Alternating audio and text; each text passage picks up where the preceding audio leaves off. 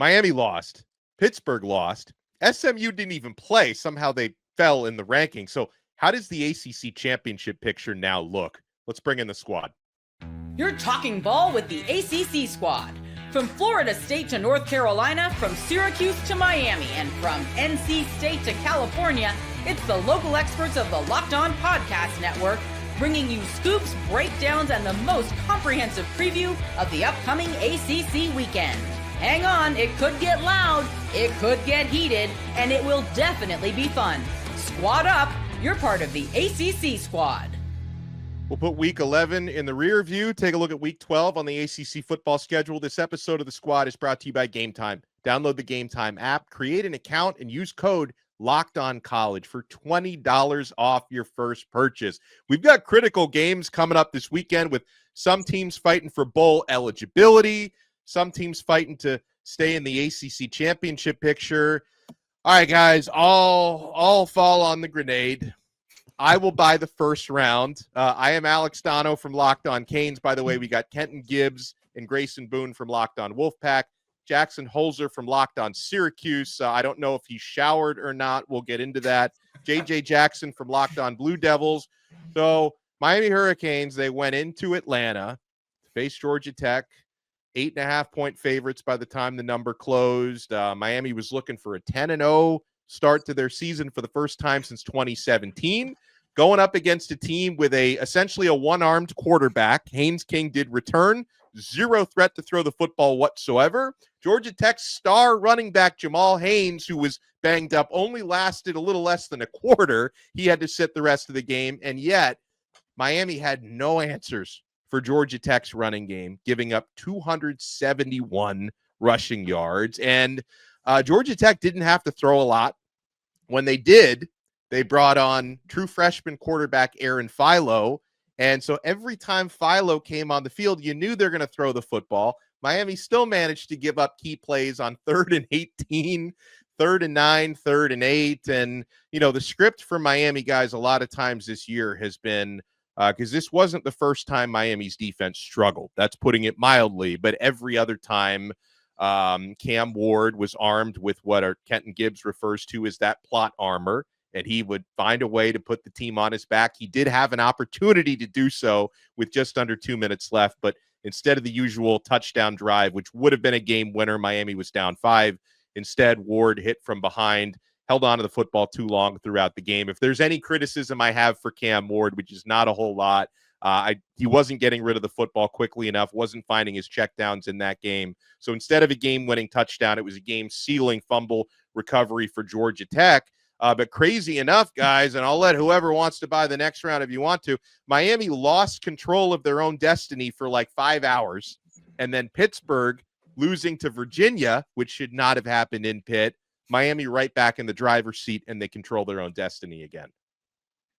It's nasty business because I knew y'all were waiting on me because of Pitt. And everybody's now made me the resident Pitt super fan, which I am not. I'm just a fan of teams who win. By the way, you're down really bad because not only does Pitt keep losing, Thomas Castellanos gets benched. Like, this has not been a good week. No. It was a benching via injury. They tried on the broadcast to say it was a lower body injury. I knew as soon as it happened. First of all, I will never be down bad about Thomas Castellanos because Bill O'Brien is exactly who I thought he was. I told everybody he's a joke. He's a clown. He mismanages talent at a rate that nobody's ever seen. And he's doing it again. He's doing it again, ladies and gentlemen. Castellanos' numbers are better this year than they were last year. Except for 1,000 less rushing yards. Oh, what's the value of a rushing yard, Alex Donno? I feel like you know better than anybody right now. I plead the fifth. I do not want to answer that question. What are we doing here? But I digress. Pitt, disappointment.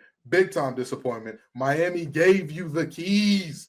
They gave you the keys to where if you won that game and if you beat Clemson, you're there. You're in the game. You did the thing. What does Narduzzi and crew do? Go and piss down their leg at home against UVA. Come on, dog. Come on, man. This is an all-time embarrassment. And I will say this. Miami has been dancing with the devil all year long. They've been courting disaster all year long. And to quote the great Terrence Howard in the movie Four Brothers, you knock on the devil's door long enough, somebody gonna answer. And Georgia Tech was willing to come up with that answer because Cam Ward can't hold on to the ball for 5 seconds of play against every team in the ACC. He can do it against most, but it's not going to work out every time for you. And we learned it the hard way in this one. I do think it's interesting that literally last week we posed the question, if Miami's defense is going to remain suspect, do they have the firepower to pull themselves up by the bootstraps and still win a game? Survey says, 1 week. It took 1 week for that take to age very poorly. I can't believe that Georgia Tech was able to rush for 271 yards on the ground when you know it was coming. When you knew it was coming. Donno, I can't believe probably how disappointed you must be in that type of performance. But man, I mean, I guess you luck out by still having control of your own destiny. Well, and let me say this, because it was made like for the past several weeks, I had been holding out some hope that maybe Miami could change or at least tweak their defensive identity. I think 10 games in, we know that's probably not going to happen. But I will say, I still feel pretty confident in the offense bouncing back, because that was an uncharacteristic performance from the offense. They put up a ton of yards. They just couldn't finish drives. There was one, could have been a game-changing play, was an easy third down reception for Sam Brown. Cam Ward put it right in the breadbasket. He dropped it. I thought Mario Cristobal, who had been managing games very well this year up until that point, I thought rolled the dice way too much, went for 2 4th downs where they should have kicked makeable field goals. And, they left 6 points on the field. They lost the game by 5. Go figure.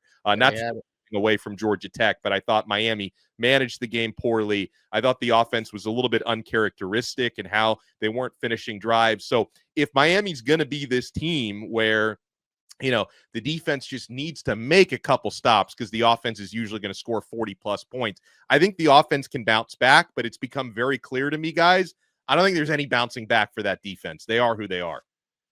I think you nailed it. Miami's still a really good team. Okay, they had a bad game against Georgia Tech, and Georgia Tech is a very simple team. If you stop the run against Georgia Tech, you'll win. You'll beat Georgia Tech. You can stop their run game. If you can't stop the run game, look what happens. You probably lose, and that's what happened to Miami. But at the end of the day, you got to look at what's coming up. They got Wake Forest and at Syracuse to close the year. You just win those 2 games, you're in. Yeah, you're in. There you go, right? That's the silver lining for Miami. You get your one-off game. That was the one time you're allowed to have it. So shake it off and bounce back next week. And I expect them to. They should be able to beat Wake Forest at home, hopefully, right? I mean, we're going to agree on that, right? Oh, yeah. Okay. Absolutely. Okay. Cool. And I love my Syracuse Orange. Are they going to beat Syracuse on the road? Yeah. Okay. So they're 11-1. So, yeah. They're 11-1. Okay. All right. That's your one bad game. Miami was that team that had been playing with fire all season long against Cal and against Virginia Tech, against even Duke falling behind by a couple scores. And they got burned. That's what happened. But it's their one game they were allowed to lose. And that's it. That's the biggest thing. There have just been so many opportunities for that first loss of the season to come up for Miami throughout the course of the year. It feels forever ago that we saw that catch at the end of the football game in the Virginia Tech game for Miami. And then you mentioned what happened with the Duke game a week ago. And so for Georgia Tech to finally put that first loss on the record for Miami, in some ways you felt like this was bound to happen. But what a silver lining it is that Pittsburgh fell asleep at the wheel at home last week to really let Miami be in a much better spot going into the back half of the back stretch of the season. Well, JJ, if you want to, I want to let JJ take a victory lap, though, because this is a pretty sad panel outside of JJ Jackson, because Manny Diaz, Duke, they needed a win, 2-game losing streak. You guys got it done against what was an ascending NC State team at that time. Yeah, it feels good to be back in the win column. Certainly proud of what Duke was able to do on the football field. And in some ways, I was pleased to see Malik Murphy have the game that he had and the performance that he had for this Duke team. So always good to see Duke win the triangle area with wins this year over UNC and NC State. So it's a fun time to be a Duke football fan this year. That's for sure. You might notice by my hat and newly hung banners here, it's basketball season in Raleigh, North Carolina. Who cares about football this season? But no, in all serious, credit to Duke's defense. They absolutely brought it. NC State's offense absolutely did not. You can stick a fork in the Wolfpack. That'll just about do it for us here in 2024. And by the way, I know everybody wants the victory lap on Caden when I'm wrong, because I'm a little loud sometimes. I get a little fired up sometimes. But I see that nobody's giving me credit for my SMU takes aging pretty well as well. For me believing in them and saying, hey, they might be a team that can do more than upset the apple You cart. believe in everyone. I believe in winners. I believe in winners. And You winners just look at every continue to team do and it. you're like, oh, that team's undefeated. That team's undefeated. That team has one loss. That team, I believe in all of them. And then someone's going to win the games. I mean, hey, that's fair. But you know who I never believed in all along? You didn't believe in my Syracuse Orange. That's Yeah, okay. Exactly. I never believed You know in what? Cavaliers. I didn't believe in your I NC never State Wolfpack. We're I even. know. And we are even. We are even for now, buddy. For now. I mean, hey, For at least now? my coach watches What are you up. talking about for now? You guys got to still win one more game here. Oh, wow. Here we You got to go. play that 13th game. Listen, worry about yourself. Worry about yourself and your unlost Listen, coach. our over there. coach, That's what we're you going to need get him worry in the about. shower, okay? We're going to get our coach in the shower, and we're going to be okay. Mm-hmm. I hear you. He don't. It seems like he's not sure about that. It seems like you're more convinced about the shower than he is. I'm just saying. We may need to get into that later. Well, and if anyone doesn't understand why we're talking about showers, we will explain. Quite the We'll take tease. a look. Very out of context. Yeah, but the real ones know what we're talking about. But I'm going to let Jackson Holzer explain when we come back what we're talking about. We have games to talk about. We have rankings. I love, by the way, how Kenton is this week taking an SMU victory lap, even though they didn't even play last week. So obviously they couldn't lose. You guys want to keep it locked right here. We're only getting started on this brand new episode of The Squad. We're only getting started with FanDuel. Guys, we've been having a blast. If you've waited this long in football season to get started, it's not too late, guys. There's still plenty of college action, and get ready to tackle the NFL action with FanDuel, America's #1 sportsbook. Because right now, new customers can bet $5 and get $150 in bonus bets if you win. The FanDuel Sportsbook app gives you everything you need to place live bets on the NFL all in one place. So if you get a hunch in the middle of the game, you can check out the latest stats, view live play-by-play, and so much more right on the same page where you place your bets. Just visit FanDuel.com to join today. You'll get started with $150 in bonus bets if you win that first $5 bet. So if you want to hack it a little bit, place that first $5 bet on like a huge money line favorite. Then if you win, you get that $150 of bonus bets, and then you can thank us later. That's FanDuel.com. Never waste a hunch and make every moment more with FanDuel, an official sportsbook partner of the NFL. Thank you so much for making this episode of the ACC Squad your first listen and your first watch today. For your next listens, make sure you check out our other shows. Kenton Gibbs and Grayson Boone do an awesome job on Locked On Wolfpack. Basketball season now, we've been informed, so we're going to pick that up. Jackson Holzer does an awesome job on Locked On Syracuse. It's also, it's football and basketball season right now for Duke, because Duke did come off a football win. JJ Jackson has you covered there. And all right, Jackson Holzer, I'll let you fill in some of the context blanks here, but I'm on X earlier this week, and I see this quote about Syracuse head coach Fran Brown talking about how he doesn't shower after a loss. And when I read the quote first, and I'm thinking, hey, probably had a smirk on his face. Maybe the people at the presser were laughing a little bit. And then I watched the video, and he's completely sincere. Like, what is going on there? Well, he's like the most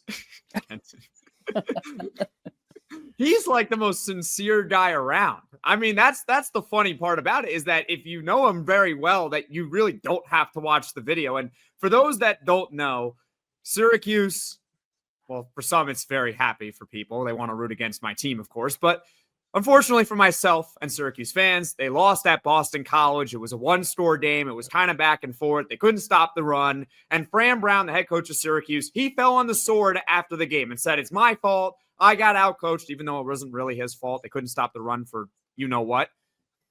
That wasn't in the post-game reaction, because they have a press conference on Saturday. It was on the Monday one. And he's basically like, Yeah, after losses, I'll summarize it for you. After losses, like I don't use soap in the shower. Only winners get washed. And he's serious. He's serious about it. And I'm like, look, here's the deal.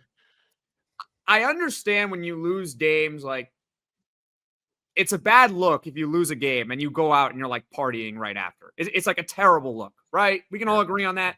I'm also not expecting people to not be human, right? You can lose a sport. Well, did you see that? By the way, at a different conference, but did you see the Georgia player that was celebrating with all this? That's terrible. Yeah. It's terrible. Like you can't like that's awful. But like I also like, I guess the point being is that as serious as he is, like this is just a PSA out there. You're allowed to be human, right? Like you're allowed to eat breakfast. You're allowed to eat lunch. You're allowed to eat dinner. And please, Fran Brown, you're allowed to shower and use soap even after losses. I really appreciate how much he cares. I really do. He cares so much. I think he hates losing more than he likes winning.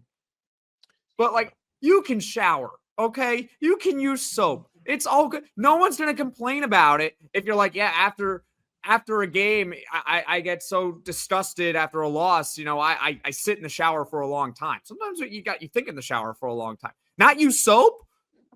Use soap. It's okay, dude. It's okay. It's okay. That's my opinion. Now I got questions as to whether or not brother uses a wash rag. Well, that's a serious. And since we're here, we're going to get back to the football in a second. But we all got wash rag guys in here, right? Everybody's a wash rag guy in here, correct? Yeah. All right. I mean, I have no hair and I still use shampoo. I don't know if I'm wasting money on shampoo. No, you're absolutely wasting shampoo. I don't know what you I believe in it. I don't shower any differently than most people. I hope. Okay, all right. I'm glad we got a bunch of wash rag guys here. I'm super excited. I got shampoo and I got body wash, conditioner. We're good. There's a wash rag included, right, Jackson? What do you mean by a wash rag? Oh no! My God! Oh my God! Oh no! Oh, what are you talking about? You put the soap in your hand directly, and you just. Hey, Syracuse is down $1 million in hygiene this week. Syracuse is down $1 million in hygiene.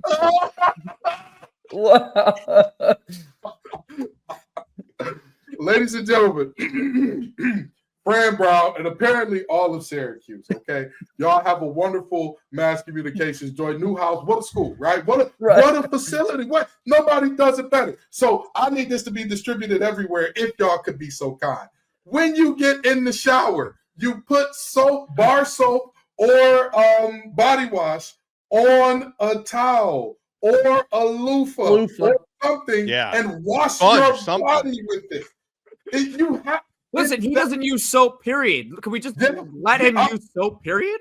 I'm worried about y'all right now. I'm worried about y'all.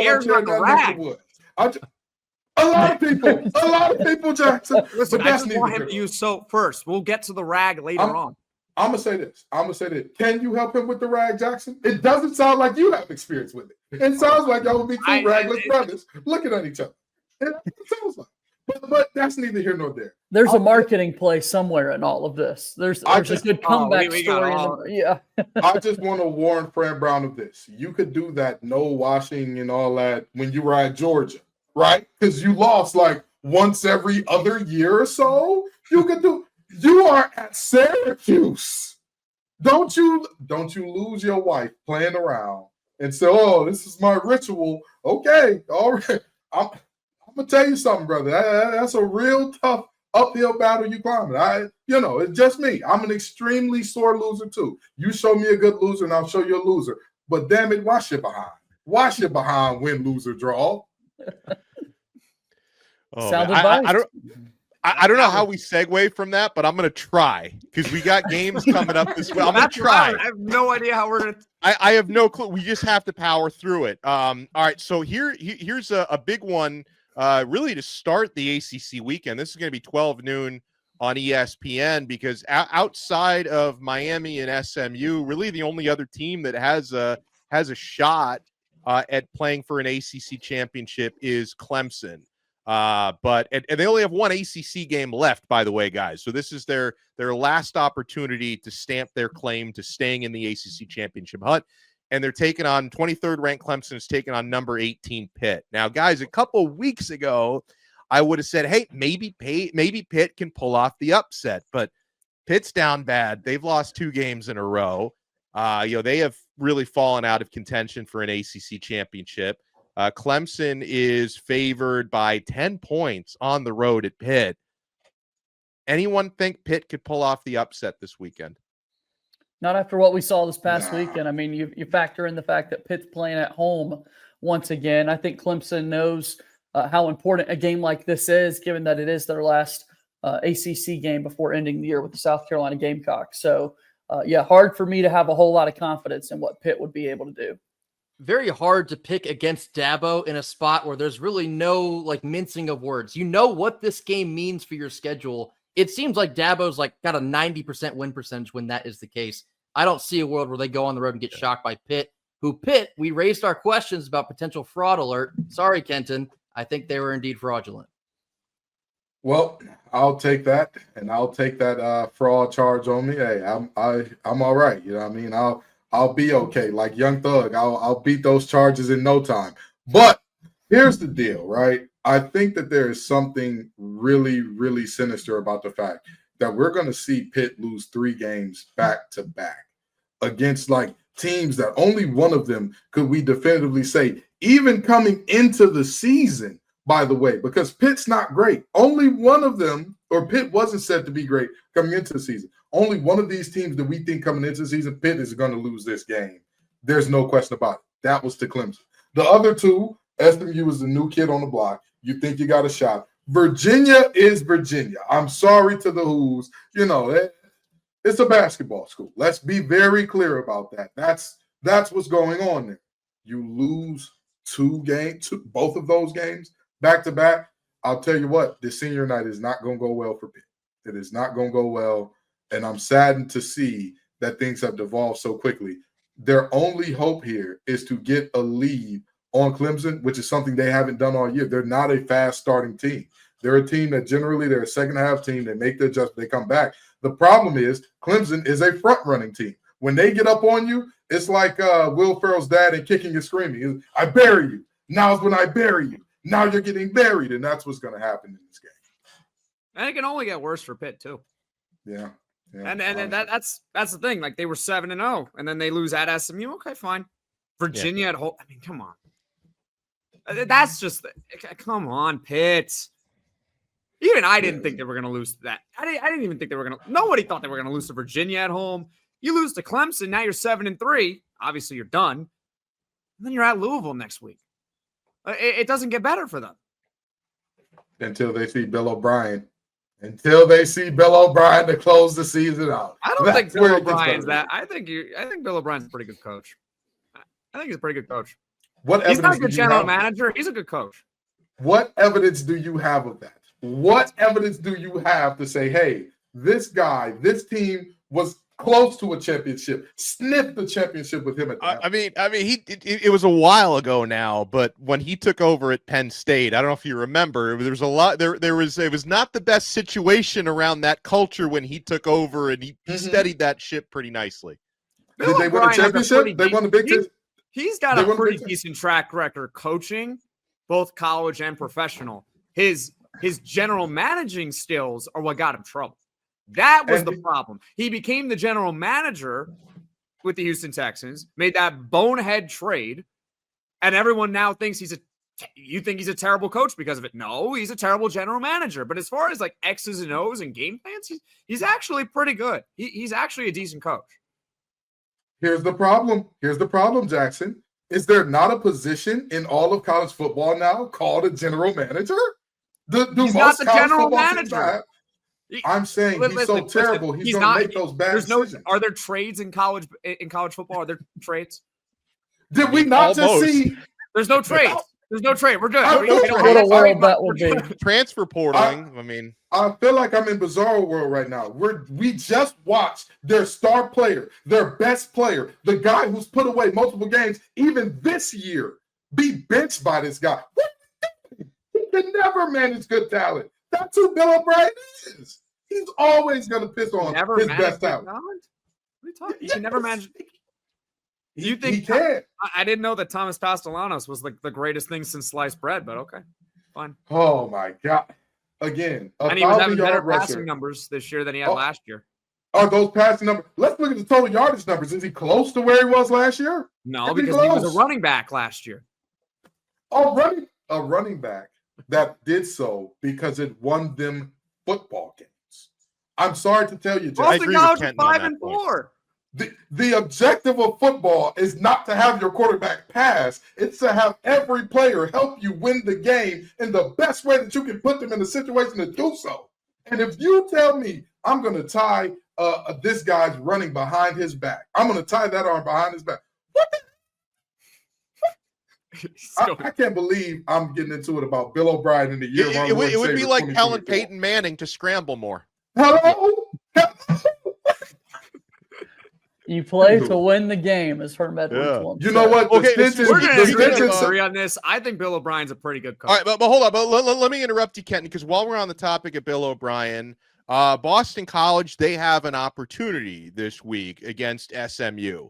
Coming off a win against Syracuse. Now, SMU's got some margin for error because even if they lose one of their remaining 3 games, they're still in a driver's seat for the ACC championship game. But if they drop 2 out of 3, crazier things have happened. I'm not expecting that to happen. But does anyone think Boston College can pull off that upset this week against a well-rested SMU team coming off the bye? I will cut a promo for Arby's if this team loses this game. If SMU loses, and anybody who knows me knows, Arby's is the bane of my existence, and I'm still convinced that it is a money laundering scheme. I very much so am. I will cut a promo for them folks live on air if SMU loses this game. That is my promise to you all. Tell me you haven't tried the horsey sauce without telling me you haven't tried the horsey sauce. That's going to be next week on the squad. You got to order all of that. Oh, boy. I hope Amazon ships to you in a few days. Hey, don't worry. I'm not worried at all. There's an Arby's right around the corner from me, and it's always empty because nobody wants to eat that much. So I'm not going to be eating it either after SMU whoops the wheels off the Fighting Bill O'Briens. Yeah, I think SMU's going to win too, so it's okay. I don't think it's going to happen.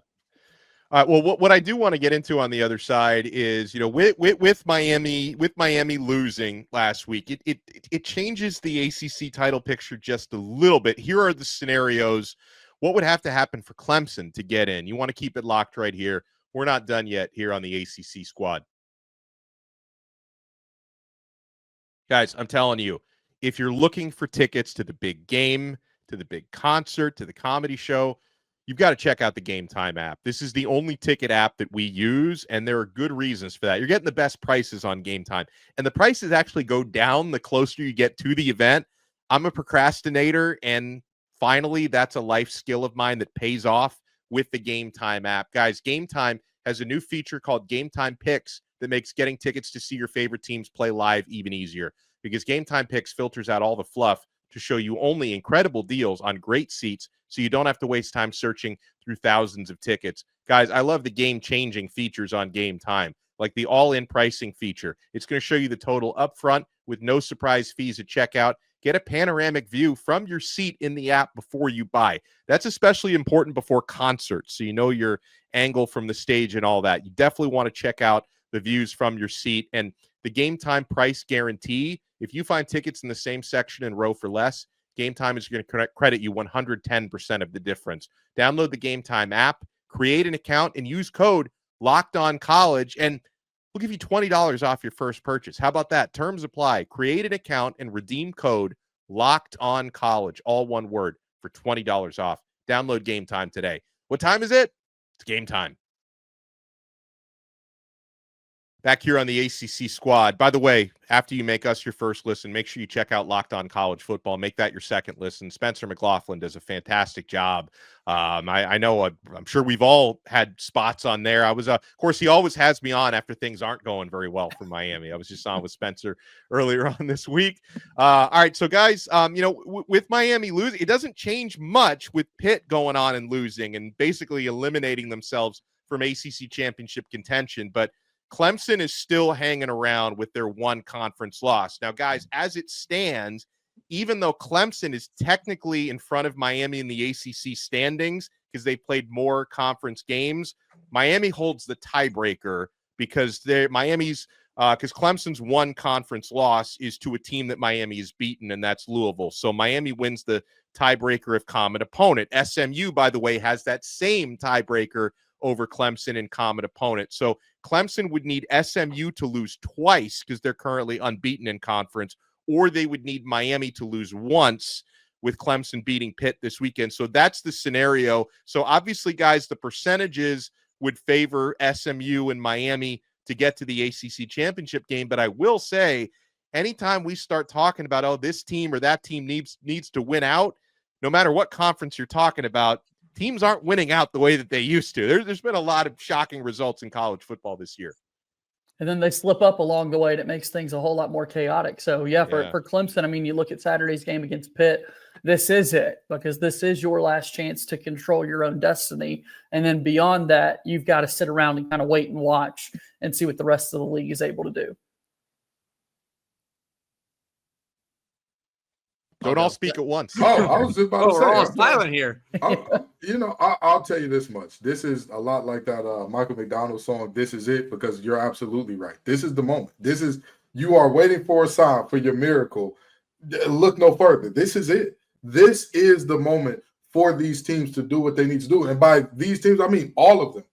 SMU, you have your time in the spotlight to make this a two-bid conference. And let's be very, very, very clear about that. In my opinion, there's no way that the ACC shouldn't be a two-bid conference. However, SMU has to show up and at least be extremely competitive when they lose to make this a two-bid conference. And even then, I'm not sure SMU gets the respect nationally that they deserve in that situation. So really, them winning is the only way to guarantee that this is a two-bid conference. If Miami is sitting there with two losses and one of them is to SMU, who at that point in time will be a one-loss team whose only loss is to an undefeated BYU, you kind of got to have a two-bid. But with that being said, all of these teams, just do your damn job, man. Not a single one of these teams will be underdogs in any game going forward. None of the three you mentioned will be anywhere seen as, I believe, within 5 points. I don't think any of these games will be for the rest of them in terms of what Vegas thinks if they hold serve and do what they're supposed to do. So do your damn job. You are the better teams on paper. Show it on the field. I think it's, sorry to say it, I know nobody wants to hear it, but I think it's increasingly more likely that this is going to be a one big conference. I agree. I think if Miami loses two games, even Miami, if they lose two games and that second loss is in the ACC title game to SMU, I'm looking at, look, we're reporting this before the college football playoff rankings come out, which is ultimately really what matters. But if you look at the AP top 25, they have Miami at 9-1 overall, 9-1. And keep in mind, the AP has been showing them respect. They were fourth going into the week in the AP. They dropped them all the way to 12th. All the way to 12th.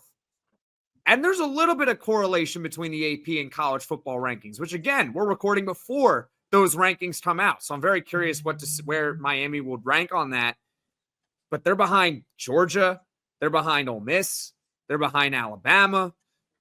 So if Miami loses two games, they're not a lock to get in. They might not. And at that point, it's a one-bid league. That's it. Let me ask you this. Hold on. Well, what about this scenario? So, all right, let's say SMU beats Miami in the ACC championship game and Clemson finishes 11-1, but they don't play in the ACC title game. Is there a chance that Clemson sneaks into the top 12? Clemson has two losses. Clemson would have to find a way to unlose the game. Clemson's got an undo one result. Yeah. I was just about to say, that ship is sailed. That ship is. Yeah. I don't know. I think the conversation has to get a little lucky here. I do think it's so interesting, though, how we're talking about, they're 12. They're 12th in the AP rankings. Hey, quick question, Jackson. How many teams in front of Miami have two losses as well? Alabama, Ole Miss, Georgia. They have two. Those are the only ones. Three. That's so interesting. It's so perplexing, isn't it? How those three two-loss teams, nobody's discussing by way of like, should they be in? And yet, We're talking about SMU, whose only losses would come to 2 one-loss teams. Something that, by the way, all of the 2-loss teams we just mentioned, none of them would have that distinction. Not a single damn one of them would have that distinction. And yet, somehow, we are sure that team would be worse than Jackson Dart and company. Listen, I'm not arguing against you. I'm just trying to give you the logic of where these rankings are right now. I mean, that's how it's ranked. Let's not call it the logic. Let's say this is the subjective belief of the committee, because those are 2 separate things. The facts of the matter, the facts of who these teams have been throughout the season. You tell me I believe in everybody, and I specifically say I believe in winners. These teams have not gone out and won at a high enough clip, but we're still saying, well, it's logic that they get in. Y'all was about to make us lose our clean rating. It's not that. It is not logic that dictates that a team that lost to Vanderbilt is one of the best 12 in the nation. That's not logic. I'm sorry to tell you. It's not. Losing used to mean something. Losing used to mean something. But like Donno always says, when you lose in the SEC, it's a bye week. Yeah, it doesn't count. In fact, when you lose in the SEC, they're like, "Hey, that's a quality loss because you lost to an SEC." Yeah, and if you lose to the ACC, you suck. You're the worst thing in the world. Okay, so Kenton, can I ask you about this team? Okay, I'm going to ask you about this team. What are you doing about Army? What do you mean? What am I doing about Army? They're 9-0. What are you doing about them? If they belong in there, if they stay undefeated, so we're gonna have two. We're gonna have 2 non-power 4s in there, because the rules say it's got to be 1, which I think we can all agree is probably going to be Boise State. Yes. Yeah. So then, are they going to take 2? Are they going to take Army as well? Because if they take Army, because if Army were to go undefeated and they take Army, I think the ACC's toast. They're Here's toast. Here's the thing. I'm fine with that. I'm okay with that. I'm okay with us being a 1-bid league because a team that's undefeated and a team that lost to Oregon in a close game are the teams that got us up. I'm fine with that. I'm okay because that Jackson, that is logic. But saying, oh, hey, your team had them throwing goalposts in the river in Tennessee, didn't you? But you're still one of the best 12 teams in the nation. I believe in you. Hey, your team lost to Ole Miss, didn't they? Oh, you're one of the best 12 teams in the nation. That to me is ridiculous. Your team let a 4th and 17 get converted to lose you a game, didn't you? Though telling me that those teams are the teams that are so much better that I don't believe in anybody's divine right to goodness or greatness in college football. I believe you go out there and you earn it. And Army, if they go undefeated, for better or worse, whether we believe in them or not, they've earned it. Boise State with 1 loss, that only loss being to the team that is number 1, they've earned it. And that's all I got to say. Well, I think we've earned it today because I thought this was a fun show. Want to thank everyone. JJ showers. Jackson from Locked On Blue Devils. He's the only one who showered because his team won. All of our teams lost. We don't deserve to shower with a loofah and all. Yes. Kenton Gibbs and Grayson Boone from Locked On Wolfpack. Jackson Holzer from Locked On Syracuse. Make sure you check out all of our shows. And thank you so much for making the squad your first listen and your first watch. We'll talk to you next time right here on the Locked On Podcast Network. Your team every day.